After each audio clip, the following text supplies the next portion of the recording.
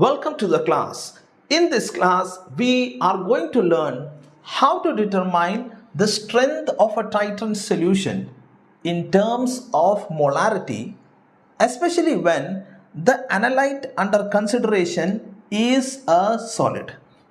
To learn how to determine the strength of titrant in terms of molarity, we are going to go through the procedure and the calculation involved in the assay of ibuprofen. In the assay of ibuprofen, to know the exact value of the percentage purity, the one needs to first know the exact strength or the concentration of the titrant. If one knows this would be accurate. To know this, one has to do a step prior to this step. That step is referred to as the standardization of the titrant, which is 0.1 molar NaOH used in the assay of ibuprofen. To examine the exact strength of the titrant solution, one has to first go through the procedure involved in the standardization of the titrant, and then we will look into the calculation. The procedure of the standardization of the titrant asks us to take an analyte different from ibuprofen. So here we are accurately weighing, note the point, accurately weighing 0.5 gram of potassium hydrogen phthalate, and we are dissolving it in 20 ml of carbon dioxide free water. This is followed by addition of indicator, which is phenolphthalein. 0.1 ml of phenolphthalein is added, followed by titrating it against the titrant, which is 0.1 molar NaOH. This is an acid-base reaction or a neutralization reaction, which means that as each drop from the burette falls into the conical flask, into the solution of the conical flask, the solution proceeds towards neutrality. A point will come in the titration when the solution in the conical flask becomes neutral. Beyond this point, a drop in excess of NaOH would turn the pH of the solution in the conical flask basic. It is at this basic pH that phenolphthalein would ionize itself to produce ionized phenolphthalein, which is pink in color, and that pink color is responsible for the pale pink solution in the conical flask. This, dear students, is the end point, and this is the point where one has to stop the titration and note the titer value. Most of our students, when they did this in the lab, they got the titer value as 25 ml.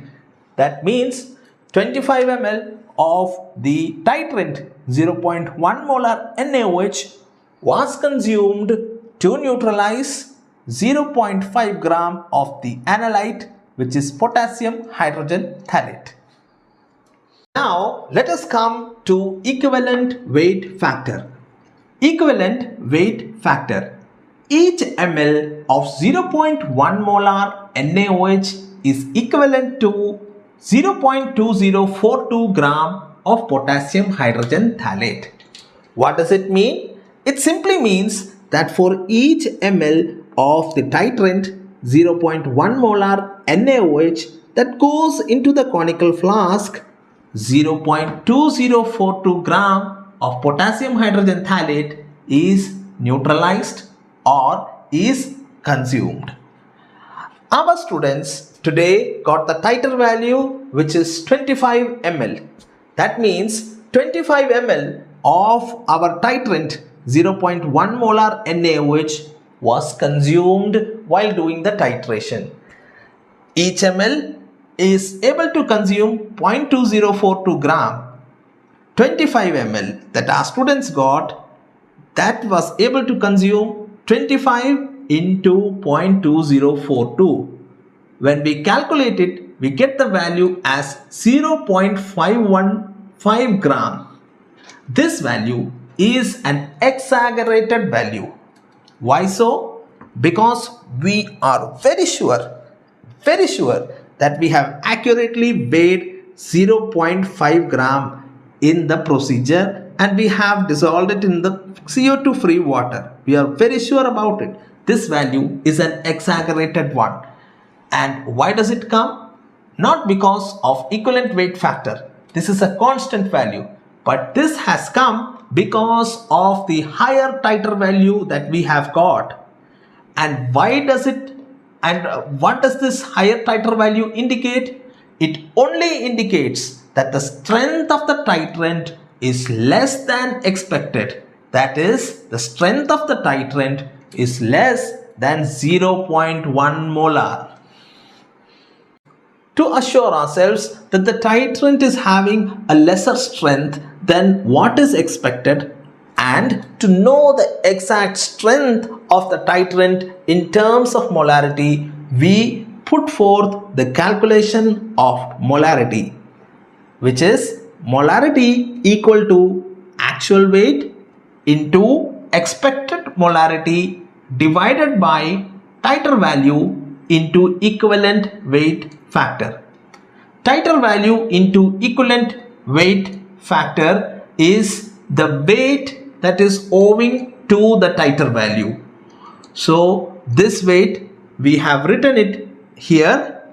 This is the actual weight taken, the accurately weighed potassium hydrogen phthalate, which we are very sure about, 0.5 gram.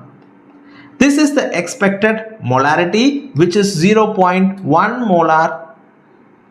Now, in ideal condition, the actual weight should be equal to the weight owing to the titer value. In such case, these two would cancel out each other and the molarity that we will get will be equal to that what is expected, which would be 0.1 molar. However, it is not the case. The weight owing to the titer value is on a higher side. This is on a higher side because the titer value is on a higher side. The equivalent weight factor here is constant. Because the titer value is on a higher side, we have got an exaggerated weight. The higher titer value only indicates that the strength of the titrant is less than what is expected. That is, it is less than 0.1. Let us check this hypothesis and also check the exact value of the strength of the titrant in terms of molarity. We will do the calculation and yes, we got a value which is less than what is expected, and the value is 0.0967 molar. Dear students, I hope you have understood the class and you have liked it.